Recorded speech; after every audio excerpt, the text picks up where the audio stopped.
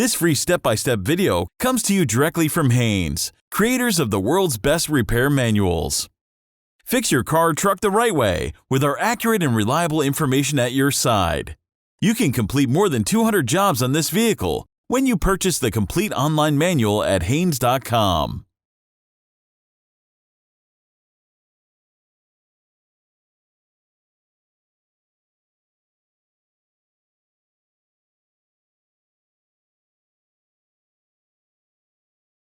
Remove the wheel trim center cap.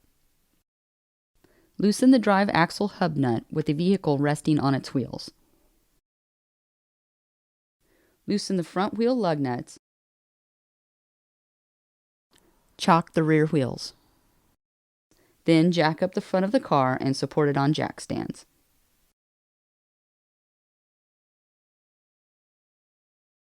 Remove the appropriate front wheel.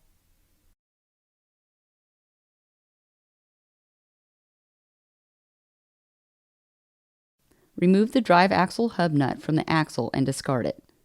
To prevent the hub from turning as the nut is unscrewed the rest of the way, place a screwdriver or punch through the caliper and into a cooling vane in the brake disc. Remove the nut holding the stabilizer bar link to the strut while counter-holding the ball joint shaft. Disconnect the link and rest it aside for the procedure.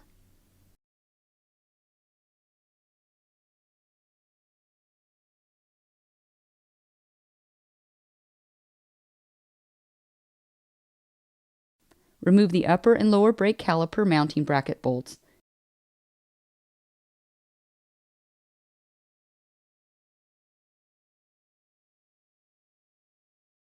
Then remove the caliper along with the mounting bracket from the brake disc.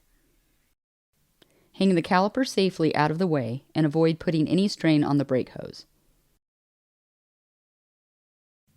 Remove the brake disc. Remove the lower ball joint nut.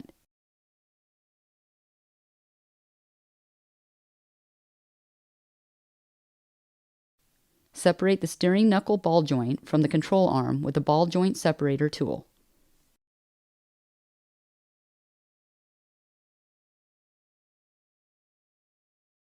Using a 2-jaw puller, push the drive axle out of the hub. A pry bar can be used to prevent the hub from turning. Using a pry bar engaged through the large hole in the control arm, pry the control arm downward to fully separate the control arm from the steering knuckle. Grasp the axle shaft in one hand and pull the hub and strut assembly outward to separate the drive axle CV joint from the hub. Suspend the axle with a piece of wire or rest it on the control arm. Don't let it hang free because this can overextend and damage the CV joints. Insert a pry bar or large screwdriver between the inner CV joint housing and the transaxle case. Pry the joint out just far enough to release the retaining circlip. Be sure to seat the pry bar on a solid surface and take care to avoid damaging the transaxle case. Support the outer CV joint with one hand and remove the support wire. While supporting both CV joints, guide the drive axle clear of the chassis and out of the vehicle. If the new drive axle does not already have one installed, install a new retaining circlip on the inner splined shaft. If you're reinstalling the old or overhauled drive axle, pry the old retaining circlip from the inner shaft and replace it with a new one. Fit one end of the circlip into the groove, then work around the shaft as you guide the clip into place. This prevents stretching the circlip. Clean the transaxle seal, then examine it and make sure it is still in satisfactory condition. Coat the transaxle seal lip with multi-purpose grease. Install the drive axle into the transaxle. Firmly grasp the inner CV joint housing and push the inner splines completely into the transaxle until the inner circlip seats in place. It is easiest to fully engage the drive axle splines if the opening in the new spring clip is facing down. Pull out the inner CV joint housing to make sure the retaining ring has seated in the transaxle. Pull out on the hub and strut assembly and push the outer CV joint spline shaft as far into the hub as possible by hand.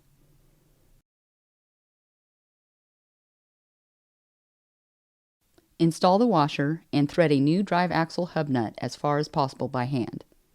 Never reuse the old nut. These are a self-locking design that can only be used once.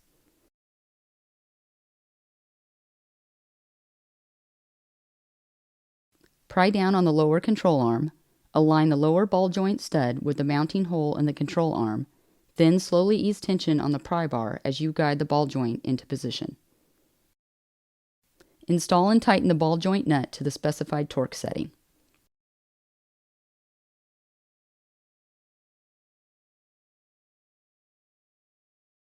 Install the brake disc, then position the caliper and mounting bracket over the brake disc and align the bolt mounting holes.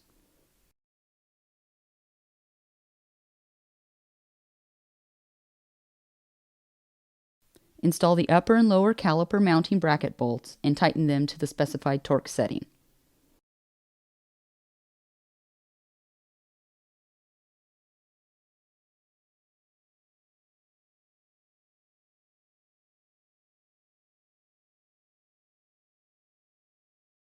Connect the stabilizer bar link to the strut, then install the nut and tighten it to the specified torque setting.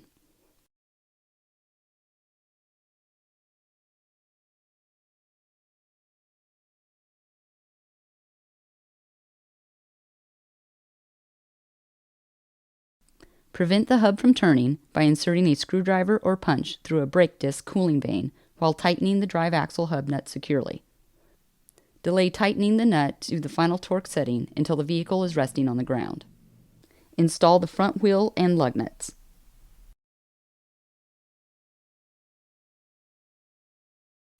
Lower the car to the ground. With the vehicle resting on its wheels, tighten the drive axle hub nut to the specified torque setting.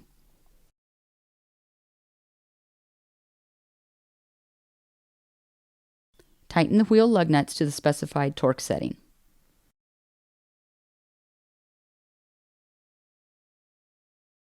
Install the wheel trim center cap, pushing it firmly into place. Pump the brake pedal several times to bring the brake pads into contact with the disc before driving the vehicle.